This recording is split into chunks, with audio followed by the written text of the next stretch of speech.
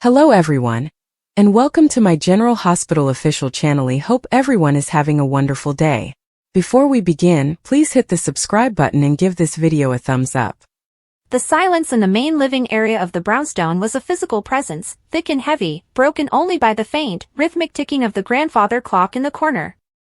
It was a sound Michael Corinthos III had known his entire life, a metronome marking the passage of his tumultuous existence within these walls. Yet, tonight, it felt accusatory, each tick a hammer blow against his temples, each talk a reminder of the gulf that had opened up between him and the woman sitting across from him. Willow Corinthos now, sat with her legs tucked beneath her on the large sofa, a chunky knit blanket draped over her shoulders despite the warmth of the evening. She was staring into the unlit fireplace, her profile pale and drawn in the soft lamplight. Her fingers, usually so gentle and sure when they tended to their son, Wiley, or when they'd traced the lines of his face with such love, were now twisting a loose thread on the blanket, a nervous, ceaseless motion. Michael watched her, his heart a frantic, caged bird in his chest. He had been watching her for weeks, this gradual retreat, this quiet closing of doors he thought he'd unlocked forever. He'd attributed it to the lingering exhaustion from her battle with leukemia, the stress of co-parenting with a manipulative ex, the general wear and tear of life in Port Charles. He'd been patient, or so he told himself. He'd given her space, brought her tea, held her when she woke trembling from nightmares he assumed were about her illness.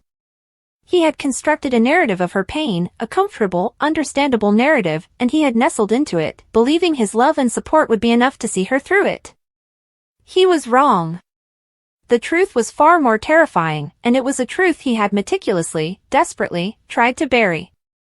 "You're quiet tonight," Michael finally said, his voice unnaturally loud in the stillness. He cleared his throat, trying to inject a note of normalcy. "Is it Wiley? Is he okay?" Willow's twisting fingers stilled. She didn't look at him. "Wiley is fine. He's sleeping. Dreaming of dinosaurs and chocolate cake, probably." A ghost of a smile touched her lips, but it didn't reach her eyes. It never did anymore. "That's good," Michael said, leaning forward, his elbows on his knees. "Then what is it, Willow? Talk to me. Please. I feel like I'm losing you, and I don't even know why." This time, she turned her head. Her gaze, usually so warm and filled with a light that had pulled him from his own darkness, was clear and sharp, like shards of sea glass. It was a look of assessment, of seeing straight through the carefully constructed facade of the concerned husband to the rotten core beneath. "I've been thinking," she began, her voice low and even, devoid of its usual melodic quality. "About the past few months. About my treatment. About the bone marrow transplant." Michael's blood ran cold. It was a physiological reaction, a sudden plunge into an icy abyss. He could feel the color draining from his face and fought to keep his expression neutral, concerned, loving. "That was a horrible time. It's natural to still be processing it. The fear, what you went through." "What I went through," Willow repeated, the words hanging in the air between them. She untucked her legs and sat up straighter, letting the blanket pool around her waist. "I've been going over it, Michael. Again and again. The timing of it all.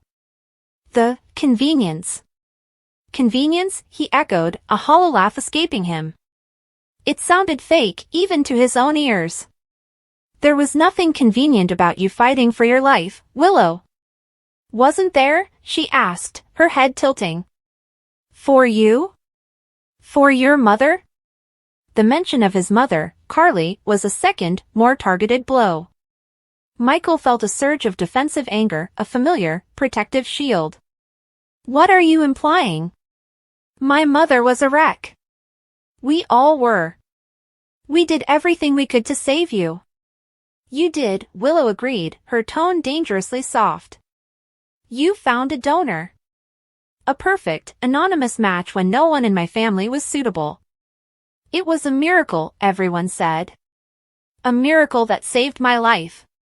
"It was," Michael insisted, his voice gaining a desperate edge. "We were blessed. We got our miracle, and we have our family because of it. Why are you picking at this? Why can't you just let yourself be happy?" We have everything we ever wanted. Do we? Willow's question was a whisper, but it cut through him like a scalpel. Do we really have everything, Michael? Or do we have a life built on a foundation of a terrible, painful secret? The room seemed to tilt. The ticking of the clock was now a deafening countdown to an inevitable doom. Michael's mind raced, scrambling for purchase, for a denial, for any story that could derail this conversation. He saw the knowledge in her eyes. It wasn't a suspicion anymore, it was a certainty. She knew. Willow, I don't know what you're talking about, he said, the lie tasting like ash in his mouth. She stood up then, a slow, deliberate movement. She walked to the fireplace, her back to him, and stared at the cold, dark hearth. For a long moment, she said nothing, and the silence was more terrifying than any accusation. I saw Nina, she said finally, her voice flat. Nina Reeves. The name was a curse in their household. His mother's nemesis, his own complicated history, the woman who was, unbeknownst to Willow, her biological mother. The woman who had donated the bone marrow that saved her life. Nina? Michael forced a scoff.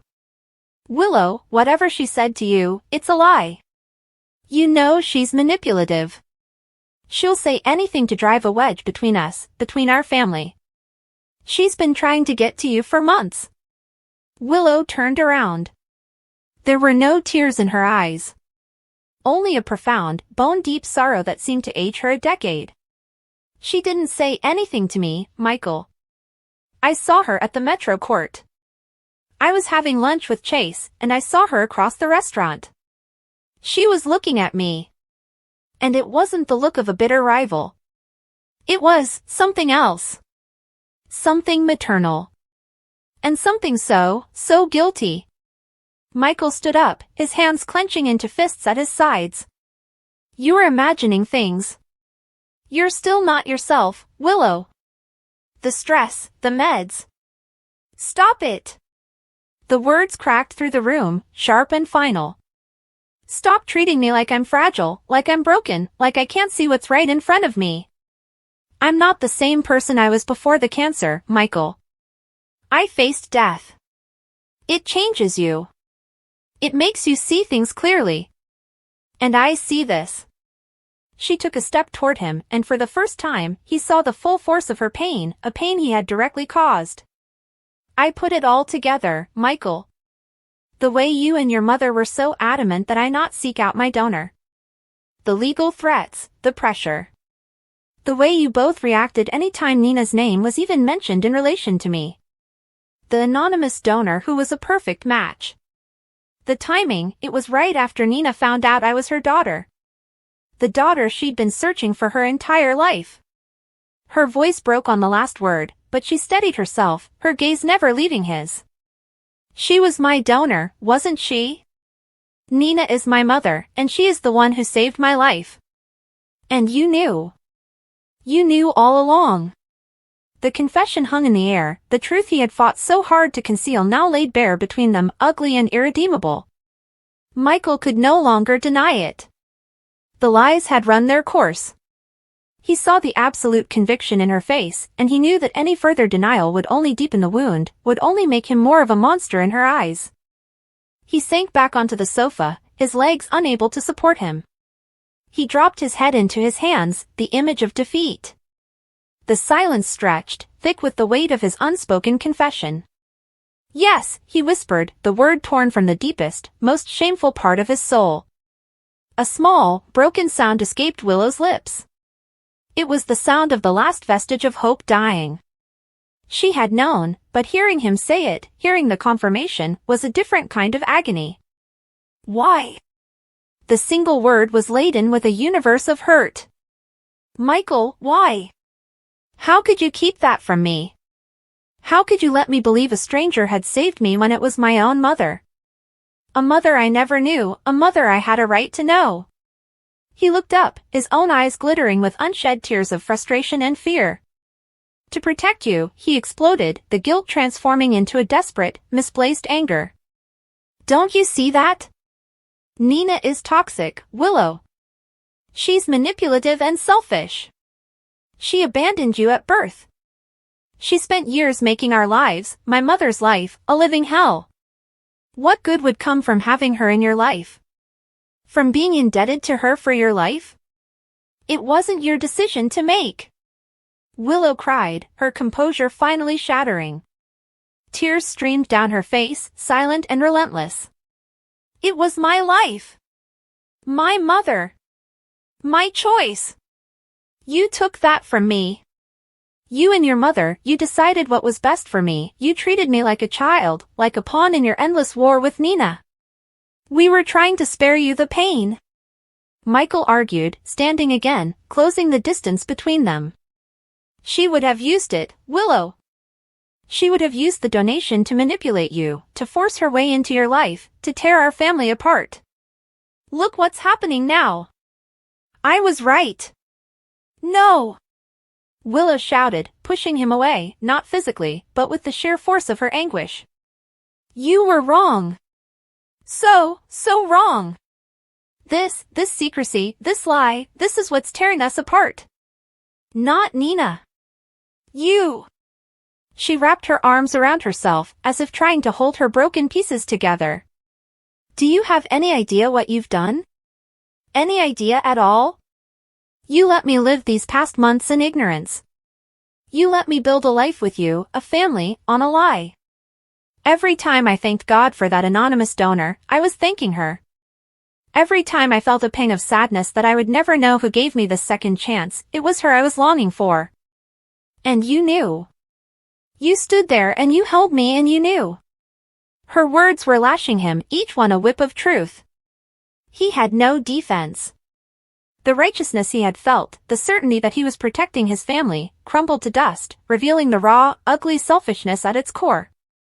It wasn't just about protecting Willow, it was about controlling the narrative, about winning against Nina, about preserving the world he and his mother had built. I was going to tell you, he said, the fight draining out of him, leaving only a hollow shell. I swear, Willow, I was waiting for the right time. When you were stronger. When was that, Michael? She asked, her voice now terrifyingly calm again, the storm of tears replaced by an icy resolve. When I was strong enough to hear that my husband, the man I trusted with my life, had been lying to me every single day since the moment I woke up from that transplant? There is no right time for that. There is only the truth, and you chose to hide it. She looked at him, her eyes scanning his face as if seeing him for the first time. The loving husband, the devoted father, the pillar of strength, the image was gone, replaced by that of a stranger, a manipulator, a man capable of a profound and intimate betrayal. All this time, she whispered, shaking her head slowly, I thought the most painful thing I would ever experience was the cancer. The chemo. The fear of leaving Wiley without a mother. She took a shuddering breath, her body trembling with the effort of containing her emotion. She looked him dead in the eye, and delivered the 8 words that he knew, with a chilling certainty, would haunt him for the rest of his days. I wish the transplant never would have worked. The air left Michael's lungs as if he'd been punched. He physically recoiled, stumbling back a step. Of all the things he had expected, the anger, the tears, the shouting, he was not prepared for this. This was not anger. This was a curse. This was a profound, soul-crushing regret that struck at the very heart of their story, of their miracle. Willow, no, he gasped, his voice a ragged plea. Don't say that. Don't ever say that. You have Wiley. You have me. We have our life. What life? She asked, her voice eerily vacant. A life built on a lie? A life where my husband and my mother-in-law decided that I wasn't capable of knowing my own truth? A life where my own mother was kept from me while she was literally giving me a part of herself to keep me alive? You think that's a life worth living? You think that's a miracle? She gave a bitter, hollow laugh. It's not a miracle, Michael. It's a transaction. My life for my autonomy. My survival for my right to know who I am. And you were the broker. You made the deal without my consent. The finality in her tone was more frightening than any outburst. This was not a temporary rage that would cool with time and apologies.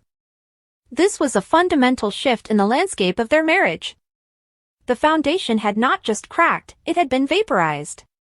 I can't be here right now, Willow said, her voice thick with unshed tears she now refused to shed in front of him. I can't look at you. She moved toward the door, picking up her purse from the side table. Where are you going? Michael asked, panic seizing him. Willow, please, we need to talk about this. We can fix this. She paused at the doorway, her hand on the frame, but she didn't turn back. There's nothing to fix, Michael. You broke it. You broke us. And some things can't be put back together. And with that, she walked out. The soft click of the front door closing was the loudest sound Michael had ever heard. It was the sound of his world ending. He was alone. The ticking of the grandfather clock resumed its merciless rhythm, each second a mockery of the happiness he had believed was permanent. He looked around the room, at the pictures of their wedding, of Wiley's first birthday, of the three of them laughing, a perfect, happy family. It was all a lie. A beautiful, painstakingly constructed lie.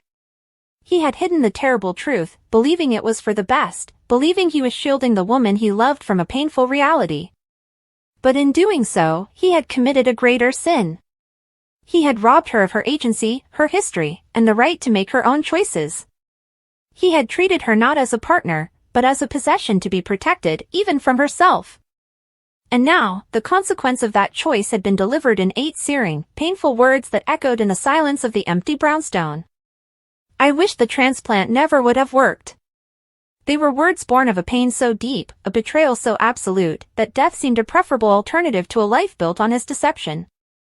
In her eyes, the miracle of her survival was now tainted, the gift of life transformed into a chain that bound her to a man and a truth she could no longer bear. Michael Corinthos, the son of a mobster, a man who had faced down enemies and survived countless crises, finally broke. He sank to his knees on the expensive rug, the sobs wrenching from his body, raw and ugly. He had spent his life trying to be a better man than his father, to build a legacy of love and honesty. But in this, the most important test of his life, he had failed catastrophically. He had become the villain in his own love story, and the cost was the very heart of that story itself. The terrible truth was no longer hidden. It was out, and it had eviscerated everything in its path. And as he knelt there in the devastating quiet, he knew with a certainty that chilled him to his soul, Willow's painful words were not just an expression of her anguish. They were a verdict. And he feared, with every fiber of his being, that it was a verdict from which their marriage would never recover. The truth had set Willow free from ignorance, but it had imprisoned them both in a new, more painful reality, one where the miracle of her survival had become the tragedy of their love. Willow sat quietly on the couch, her hands trembling slightly as she clutched the mug of tea that had long gone cold. The gentle hum of the Corinthos kitchen clock was the only sound filling the silence. Her heart pounded as if warning her that the next few minutes would change everything. Michael walked in, his usual calm and confidence replaced by something else, nervous energy, the kind that came from guilt. He glanced at Willow, trying to read her face, but what he saw made his stomach tighten. She looked pale, her eyes glossy with unspoken pain. He hesitated before speaking. Hey, what's going on? You look like you've seen a ghost. Willow's lips parted, but no words came out. Instead, she studied him for a long moment, as though she were memorizing every feature, every lie. Finally, she whispered, Michael, we need to talk. The words hit him like a familiar warning. He swallowed hard, forcing a smile that didn't reach his eyes. That sounds serious, he said, trying to keep his tone light. What's wrong? Willow drew in a shaky breath. I wish I didn't know, Michael, she began softly. I wish I could just go on pretending, believing everything was fine. But I can't. Her voice cracked, and she turned her head away to hide the tears pooling in her eyes. Michael frowned, taking a few steps closer. Pretending about what? He asked, his heart rate picking up. She looked back at him then, her expression sharp with hurt. About you, she said quietly. About the truth you've been hiding from me. Michael froze. For a moment, he couldn't breathe. He had worked so hard to keep everything under control, to protect her, to protect their family. But now, the truth was staring him in the face. "I don't know what you're talking about," he said quickly, though the tremor in his voice betrayed him. Willow shook her head, almost sadly. "Don't," she whispered. "Don't lie to me anymore." "I know." Michael's mind raced. Did she know everything? About what he'd done with Dex? About keeping Sunny's secret, or worse, betraying it? He'd convinced himself that his actions were justified, that he was protecting the people he loved. But if Willow knew, his chest tightened.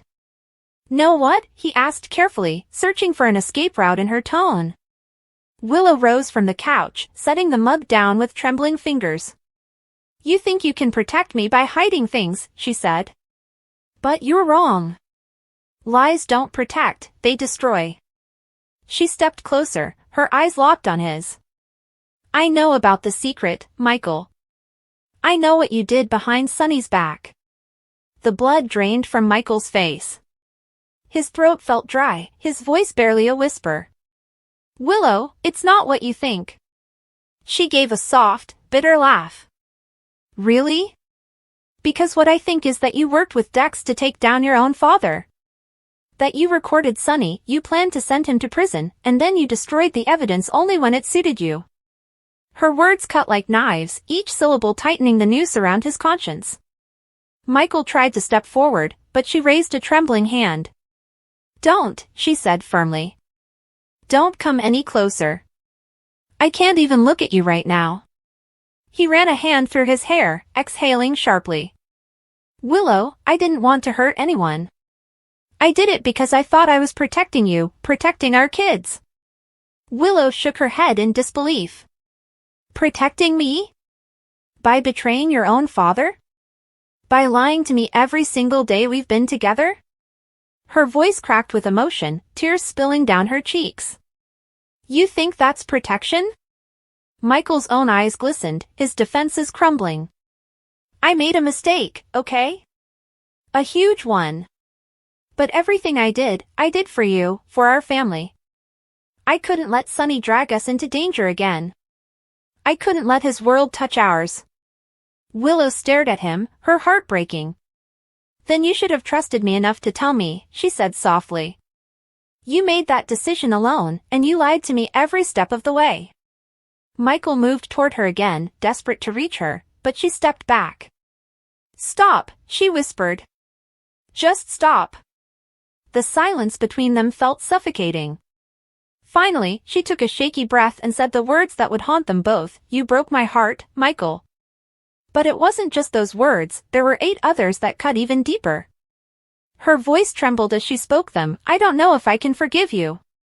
Michael's face went pale. The air seemed to leave the room. Those 8 painful words echoed in his mind, louder than the ticking clock, louder than his own heartbeat. "Willow," he whispered, his voice cracking. "Please, don't say that." But she stood her ground, her hands clenched into fists. "What do you expect me to say?" she cried. "That it's okay? That I understand? You lied to me, Michael. You kept this enormous secret while I trusted you with my life." Her tears fell freely now, but there was steel in her tone. "I thought we promised each other no more secrets." Michael's voice broke. "We did. And I broke that promise. I know I did. But I swear, I thought I was doing the right thing." He reached for her again, and this time she didn't move away, but she didn't reach back either. "You should have told me," she whispered again, her voice barely audible. "We could have faced it together." He nodded, pain written all over his face. "I know," he said quietly. "I should have.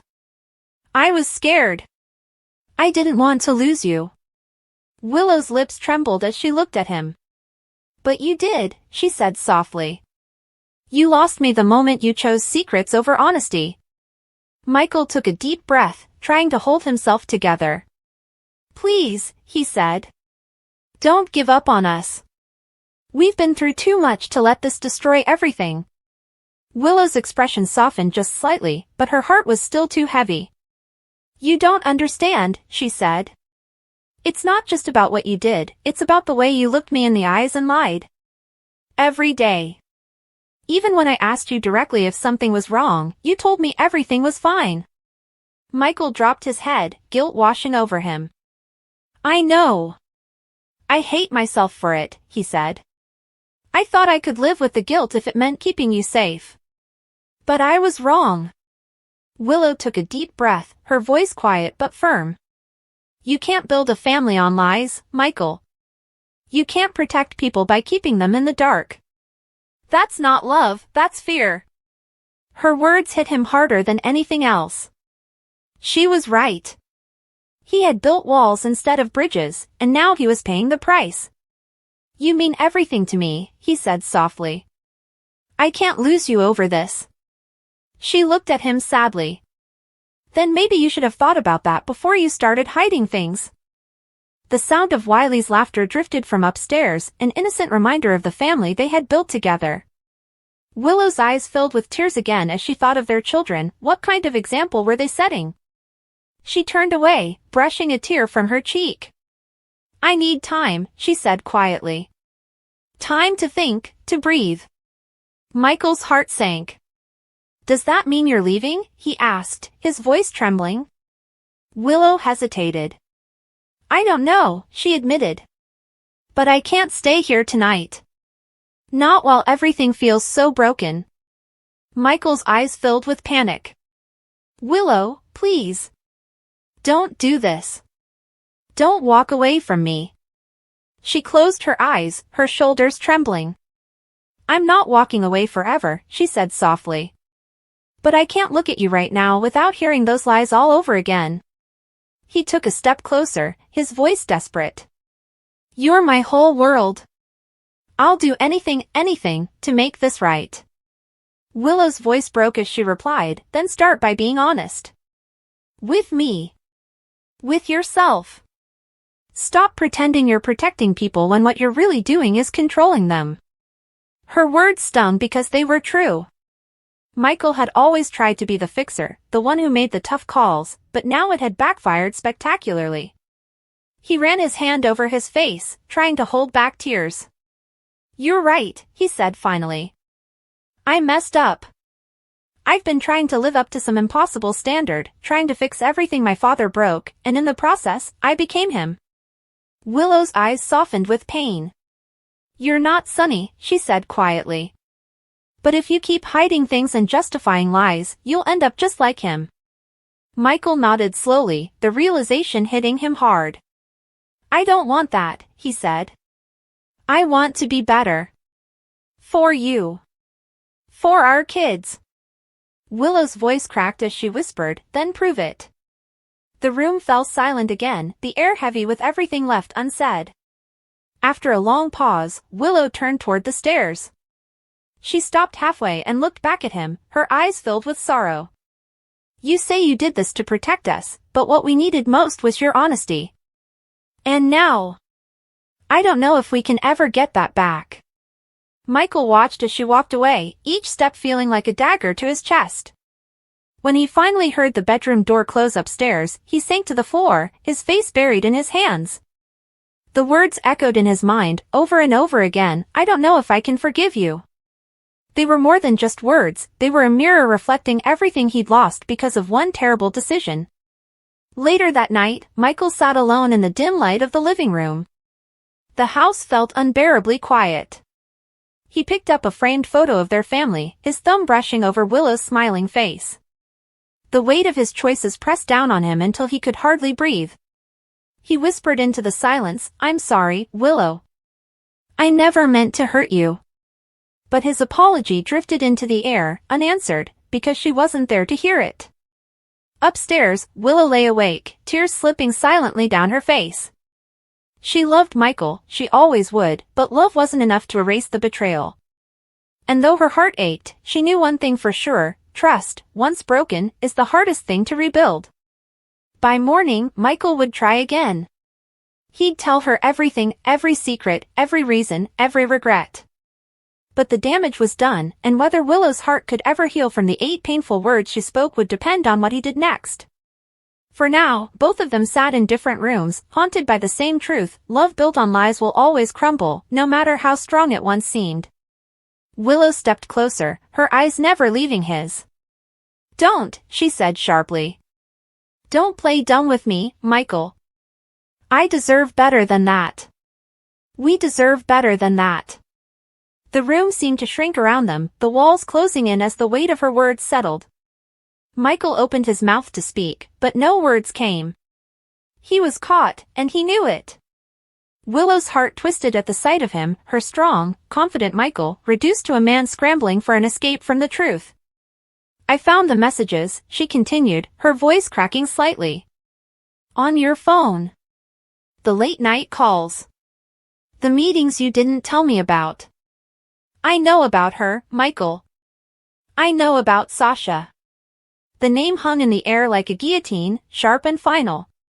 Michael flinched, his arms dropping to his sides. For a moment, he looked like a boy caught stealing, not the powerful heir to the Corinthos and Quartermain legacies. Willow's chest tightened, her breath shallow. Saying it out loud made it real, and the reality was a knife to her heart. "It's not what you think," Michael said quickly, stepping toward her. "Willow, please, let me explain." "Explain what?" She cut him off, her voice rising. "That you've been sneaking around with Sasha Gilmore behind my back? That you've been lying to me, to our family, for weeks? Months?" Her hands trembled, and she clenched them into fists to steady herself. "I trusted you, Michael. After everything we've been through, I thought we were past this. Past secrets. Past lies." Michael's face crumpled, a mix of guilt and desperation. "It's not like that," he insisted. "Sasha and we're not, it's not an affair. I swear, Willow, it's not what you're thinking." "Then what is it?" she demanded, her voice breaking. "Because from where I'm standing, it looks like you're throwing away everything we have for someone else. Someone I thought was my friend." Michael ran a hand through his hair, pacing a few steps as if movement could shake off the weight of her accusations. "Sasha's in trouble," he said finally, his voice low. "She came to me a few months ago. She's mixed up in something dangerous. I've been trying to help her, that's all." Willow's laugh was bitter, sharp. "Help her? By lying to me? By sneaking around in the middle of the night? By keeping me in the dark like I'm some fragile thing who can't handle the truth?" She shook her head, tears welling in her eyes. "You could have told me, Michael. You should have told me." "I didn't want to drag you into it," he said, his voice pleading now. "This thing with Sasha, it's complicated. It's tied to some people in Port Charles who don't play nice. I was trying to protect you, Willow. You and the kids." "Protect me?" Willow's voice was a whisper now, but it carried more pain than a scream. "You think lying to me protects me? You think hiding this protects our family?" She stepped closer, her eyes burning with tears she refused to let fall. "You want to know what hurts, Michael? It's not just the secret. It's that you didn't trust me enough to share it. You didn't trust us." Michael reached for her, but she stepped back, out of his reach.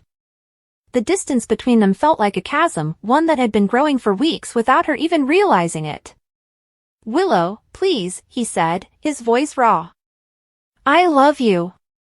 You know that. I'd never do anything to hurt you or our family." "Then why does it feel like you already have?" she shot back. Her voice trembled, but she held her ground, her gaze unwavering. "I've given you everything, Michael. My heart, my trust, my future.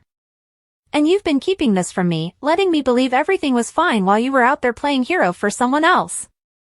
"It's not like that," he said again, but the words sounded hollow, even to him.